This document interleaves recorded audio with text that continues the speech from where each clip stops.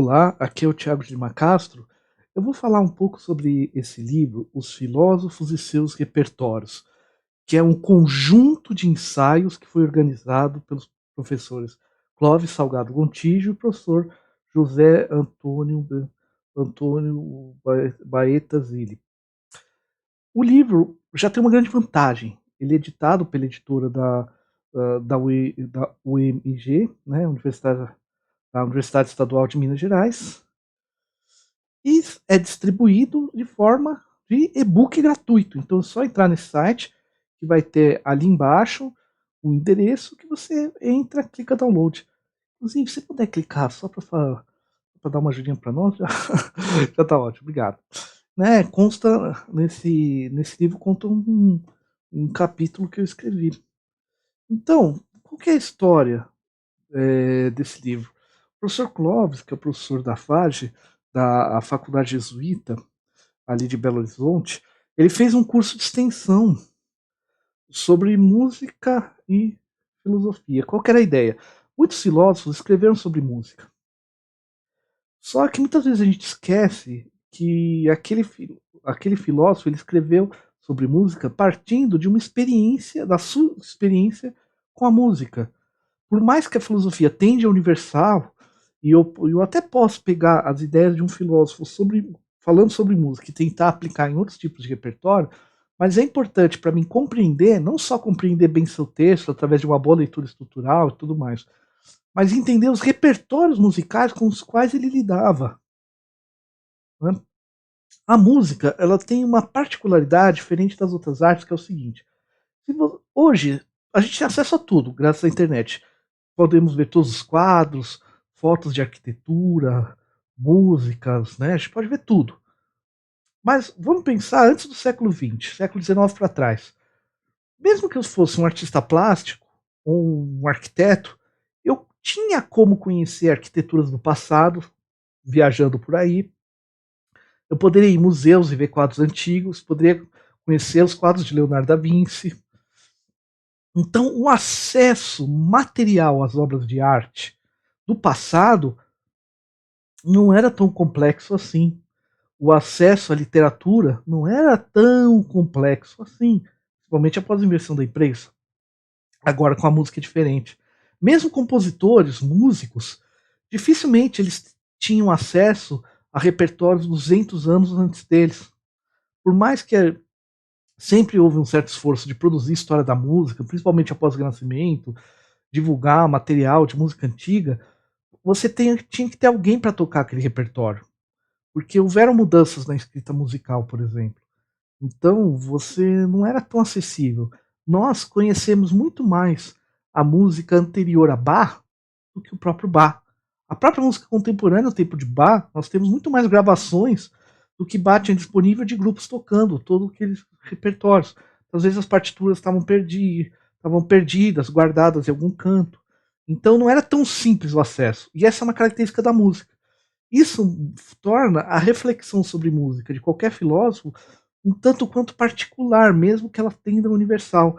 Então, para ter uma boa leitura do filósofo, eu preciso ter o cuidado de entender com qual repertório ele está se relacionando.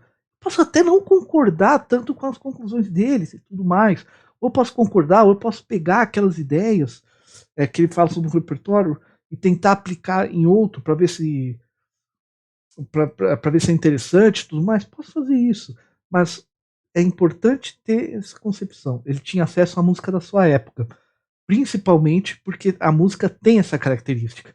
Antes da gravação, a possibilidade de gravar eletronicamente, o acesso ao passado era muito mais difícil. Tudo bem? Mesmo com a partitura, você podendo tocar esses repertórios, muitas vezes você simplesmente não tinha acesso a eles. Tem compositores que ficaram esquecidos por muitos anos. Mesmo com todo esforço de fazer história da música, de fazer pesquisa sobre isso, que ocorre desde o Renascimento, sempre foi uma dificuldade. Na música, isso é um fator que a gente sempre tem que comentar. Ideias como obra musical, a ideia de que existe uma obra musical é algo que vem do 18 para cá, da Revolução, mais ou menos da época da Revolução das Belas Artes, mas principalmente com Beethoven, onde você vai ter a obra. Você vai falar, nossa, isso é uma obra musical. Antes não tinha essa concepção de obra. O próprio conceito do que é música variou muito. Às vezes, música podia ser a própria ordem, a ordem do universo. Então, é importante a gente nos contextualizar, tanto com conceitos da época, mas com os repertórios. Né? E é claro, como eu falei, a gente pode fazer até uma leitura criativa do filósofo, mas para entender é um ponto interessante. É para isso que esse curso proporcionava e cada aula era dada para uma pessoa diferente. Depois se tornou esse e-book. Os temas que você vai encontrar nele, vou mostrar aqui o índice para vocês. Vou ampliar mais um pouco, né, para ficar bem claro aí no vídeo. Está em ordem, né, cronológico os capítulos. Começa, né, com Santo Agostinho, canto ambrosiano. Ué, nossa, canto ambrosiano, sim, é uma forma de canto que antecede o gregoriano, que é mais ou menos a forma de cantar dentro da igreja que era feita na época de Agostinho de Hipona, conhecido como Santo Agostinho. Então, a Rita de Cássia Furcia Matos, pesquisadora, faz esse trabalho muito interessante relacionado às duas coisas. Tem um capítulo ali, provavelmente mais fraco, né, o mesmo, tal, que é o Descartes e a música coral renascentista, que eu vou falar na segunda parte do vídeo. Apresentar um pouquinho dele para vocês. Tá? O professor Raimundo Rajobá, lá da URGS, né, ele escreve Rousseau e a ópera francesa, ou sobre um conflito de racionalidades. O filósofo Jean-Jacques Rousseau, ele era músico também, ele era compositor antes de ser conhecido como filósofo, como pensador. E ele tem uma discussão muito própria, muito instigante, inclusive, sobre a ópera francesa naquele momento. Um dos alvos de discussão era o grande teórico Jean-Philippe Rameau, né, dois Jeans, né? Mas e aqui o professor Raimundo faz essa contextualização de como de conflito de racionalidades. Olha que interessante. O professor Ricardo Miranda Nashimanovics, eu conheço o Ricardo pessoalmente, já peço desculpa por provavelmente pronunciado o nome errado, né, professor da UFOP, ele escreve o capítulo Kant e a música clássica, né? Essa relação entre Kant e a música é interessante. Porque realmente ele está bem no período clássico.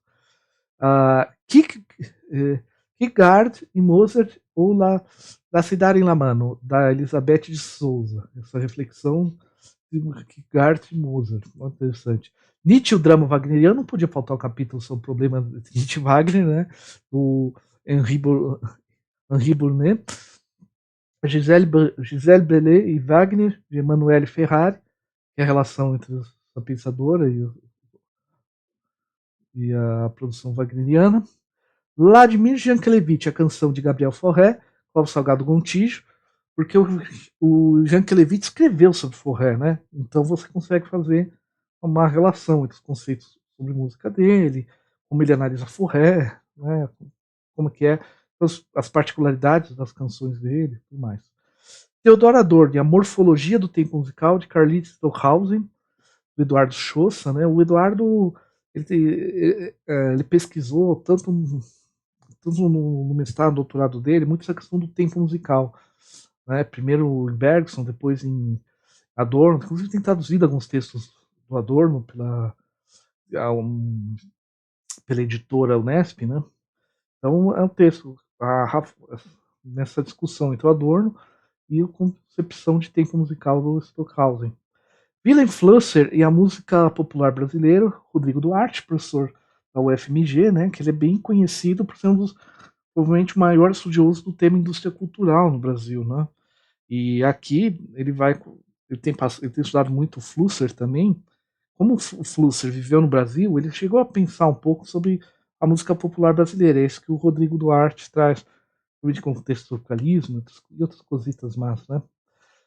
La idea de ópera de Peter Kivy, El caballo de Troia del formalismo musical. No espanhol terrível, desculpe a Daniel Martins Saez, da pronúncia, né, que vai analisar essa ideia de ópera, né, do Peter Kivy. Então, são aqui os capítulos, né, são ensaios, tudo, vale muito a pena ver, inclusive gratuito, né. Agora eu vou comentar um pouco mais com vocês, especificamente do capítulo que eu escrevi, que é Descartes e a música coral renascentista. Bom, então vamos lá. Para quem já viu outros vídeos aqui, eu fiz toda uma série em cima da minha dissertação de mestrado sobre Descartes e música. Então, tem até uma playlist no canal sobre isso. Tem o meu podcast, o Tianix Podcast, que eu também publiquei de ambas as formas, tanto como vídeo como podcast, esse material para divulgar, né, essa informação. Mas o que eu trabalho especificamente aqui é a relação do compêndio musical, que é esse é pouco conhecido, mas Descartes, o filósofo do método, né, Penso Logo Sou, mais conhecido como Penso Logo Existo, tudo mais, tem seu primeiro texto sobre música, que é o compêndio musical. E esse compêndio ele dialoga muito com a tradição da música coral renascentista, uma série de debates da música coral renascentista e juntando com elementos da sua época, né, da camerata de Bard, de uma série de mudanças que a música estava tendo no seu período. Ele sintetiza ideias que pode discutir com as duas tradições. Por uma questão de foco, nesse texto, eu enfoquei a música coral renascentista. Em outro momento, provavelmente eu devo escrever sobre Descartes e a camerata de Bard, né? E o chamado primeiro barroco e tudo mais. Mas aqui eu abordo essa parte. Agora, eu vou falar mais um pouco, mais ou menos, qual que é o conteúdo que você pode ler aí, né?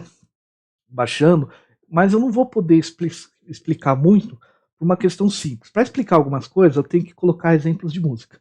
Se eu fazer isso, vai dar problema no vídeo. Questões de direito autoral, tudo.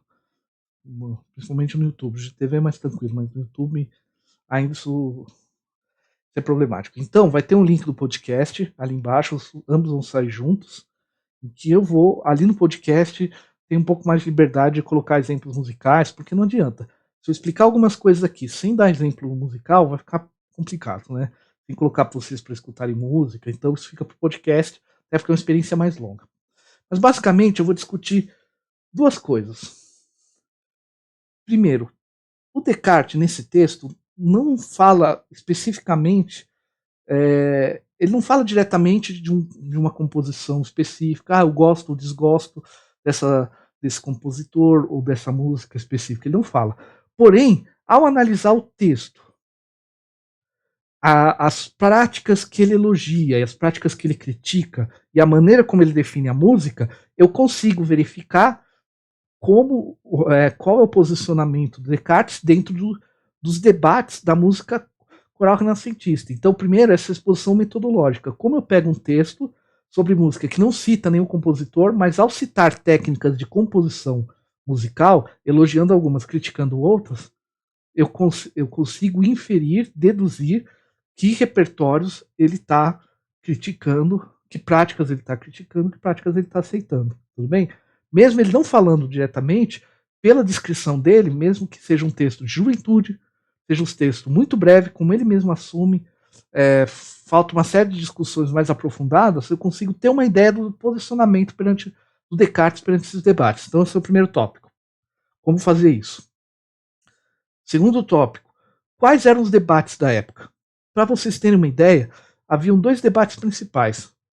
Você tinha toda a prática da polifonia, né? Quer dizer, polifonia, existe a homofonia, quando várias pessoas cantam a mesma melodia. Tipo em luau, coisas do gênero. Existe existe a prática essa é a monofonia, né? Da homofonia, onde as pessoas cantam vozes diferentes, mas todas têm mas existe uma linha melódica principal que as demais acompanham, como ocorre normalmente no coral. E existe a prática contrapontística, onde existem várias linhas melódicas diferentes e simultâneas. E eu escuto elas como linhas melódicas diferentes que estão ali, uma se contrapondo à outra, tudo bem? Então essa prática, que na música renascentista estava extremamente sofisticada. E aí gerava algumas questões. Primeiro debate: o que é mais importante? O texto musicado, porque os tratados teóricos valorizavam a música cantada. A música instrumental era tida como inferior, era uma prática de corte, mas era tida como inferior. Então, a música cantada era superior à música instrumental. Só que dentro desse debate, o que é mais importante? O que move afetos quando eu escuto? Me deixa alegre? triste, dá vontade de movimentar, não dá. É o texto musicado ou é a estrutura musical? E esse é um debate. Aqui definia que era o texto e a definia não. Dependente do texto, a música vai gerar efeitos no ouvinte. Descartes vai se posicionar nesse debate. Para deixar a curiosidade, escuta o podcast, eu leio o texto para ver a conclusão. Outro debate é o seguinte, tá? Mas na hora de compor um texto, o que é mais importante? Eu destacar a melodia principal cantada para destacar o texto, ou eu posso fazer um contraponto muito louco em que eu tenha dificuldade de entender o texto, mas isso vai mover afetos em mim. Qual que é o melhor? Eu sei que falando dessa forma, parece que eu joguei mais para um lado que para o outro, mas não é essa a intenção. Eu posso fazer uma música um contraponto mais complexo, mesmo que eu perca a inteligibilidade do texto, porque o que vai mover os afetos ao final, essa estrutura contrapontística, o texto não é tão importante, ou não, o texto tem uma importância maior. Pode até não ser ele que move os afetos, mas eu tenho que entender esse texto. O texto a ser musicado, ele tem que ser cantado. E haviam essas duas posições. Haviam compositores que focavam no contraponto mais organizado, em que mesmo havendo várias vozes simultâneas, eu ressalto a melodia. Outros, às vezes, misturavam línguas diferentes entre cada voz, que era uma experiência muito interessante. Porque quando a gente vê o Renascimento, não parece, mas como a gente tem um olhar um pouco anacrônico, se a gente contextualizar, é uma época altamente experimental, onde as pessoas estão experimentando afinações diferentes, estão experimentando uma série de coisas. Isso gerava esse debate. Então a gente vai ver, a partir dessa análise do que o Descartes descreve sobre música, para que lado que ele vai para o debate. E dessa forma eu tenho uma ideia, e se eu escutar, entender um pouco da música coral do renascentista da época, eu vou entender um pouco melhor a própria prática do Descartes, tudo bem? E a música coral tinha um sentido religioso, mas nem sempre. Também era feito, a música coral era feita em outros contextos. E também uma particularidade que eu comento é que o Descartes ele elogia a dança. Era uma prática comum entre fidalgos, dentro das cortes, mas era tido como algo inferior, porque é uma coisa mais do corpo. A dança não era tão bem vista ainda. Mas o Descartes ele elogia a dança. E isso é uma coisa, ele elogia a estrutura rítmica. Elogia a ponto de tornar o ritmo tão importante quanto a estrutura melódico-harmônica. Algo que na época era impensável. Então percebam. Ou seja, a partir dessa contextualização musical, eu posso entender melhor os posicionamentos do Descartes sobre música. E por isso, eu recomendo vocês irem abaixo, escutar no episódio do podcast, onde ali sim, vocês vão escutar músicas da época. Não dá para escutar. Aqui eu até conseguiria colocar trechos curtos, mas é importante vocês terem uma experiência com esse repertório também. Essa experiência de vocês, se vocês experienciam o repertório, diferentes repertórios, com uma certa explicação de como das características da música da época, você vai realmente entender como Descartes se posicionava ali dentro, para ficar porque não adianta nada eu só explicar aqui, eu poderia aqui explicar os posicionamentos dele, sem vocês ouvirem nada, não dá para escutar. Então, vai ali embaixo, no primeiro comentário, eu vou colocar, ou na descrição, no primeiro comentário, eu vou colocar o link para o e-book, para vocês poderem ler, se tiver vontade, claro, e o episódio de podcast para vocês terem essa experiência musical com a época. Tá bom? Muito obrigado pela atenção e tudo de bom. Se puder compartilhar com os amigos, tudo, dá um joinha, dá um like aí, a gente agradece. Obrigado pela paciência.